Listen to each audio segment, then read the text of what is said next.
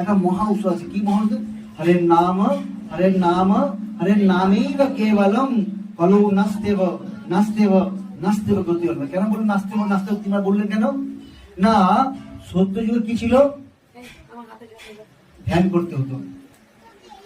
কারণ আমাদের মনটা এতটাই চঞ্চল, ধ্যান করার মতো আমাদের সময় নেই। আছে? আপনি বসবেন, সামনে বসেছেন, ধরুন আমার বয়স এখন 40 বছর 50 বয়স, আধা ঘন্টা বসাবার সমস্যা হয়েছে, যন্ত্রণা, হয়তো বসতে পারো না। কিন্তু ধ্যান করতে গেলে মিনিমাম একটা ব্যক্তিকে 5 থেকে 6 ঘন্টা একটা আসলে বসতে হয়, ঠিক না? তাহলে আমার ধ্যান করার ক্ষমতা নেই আমাদের। শুধু ধ্যান করে ভগবানকে জানার জন্য মিনিমাম 10,000 বছর বয়স দরকার। কত দরকার? 10,000 বছর বয়স দরকার। আমাদের বয়স কত? কত বছর? ধরুন 100 বছর। তার মধ্যে দিন কত, রাত্রি কত? বলুন, দিন কত, রাত্রি কত? 12 ঘন্টা দিন। তাহলে ধরুন আমার যেমন আমার বয়স কত? 100 বছর। তাহলে আমার 100 বয়সের মধ্যে দিন কত, রাত্রি কত? আর 50।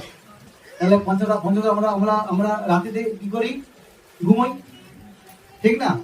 তাহলে আমাদের বয়সে 50 বছর কি হয়েছে? ঘুমিয়ে শেষ, ঠিক না? বাকি কত আছে?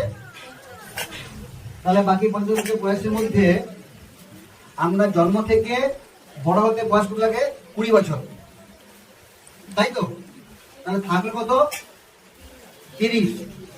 বিয়ে করলাম 20 বছরে, 20 থেকে বিয়ে হওয়ার করতে আরো 20 বছর শেষ, থাকলে কত? কি হয়েছে? আমরা পুরাপুরি বড়, ঠিক না? বার্ধক্যে এখনো পঞ্চরোগে হতো, কেমনে ভজিব হরি। তাই আমাদের জীবন থেকে যখন বার্ধক্য হয় তখন আমাদের আর অভিযোগ করা হয় না। তাহলে হরির অভিযোগ করার সুযোগ কখন থেকে? যখন থেকে আমরা জানতে পারি। বলে প্রভু আপনার বয়স কখন জানতে পারছি, আমাদের বয়স হয়েছে জানতে পরে আমরা অভিযোগ করবো না। না, শাস্ত্র বললো কি, যখন যে ব্যক্তি যেখানে জানতে পেরেছে তখন তার ভজন করা শুরু করা উচিত। যদি সে ভজন শুরু না করে কি হবে?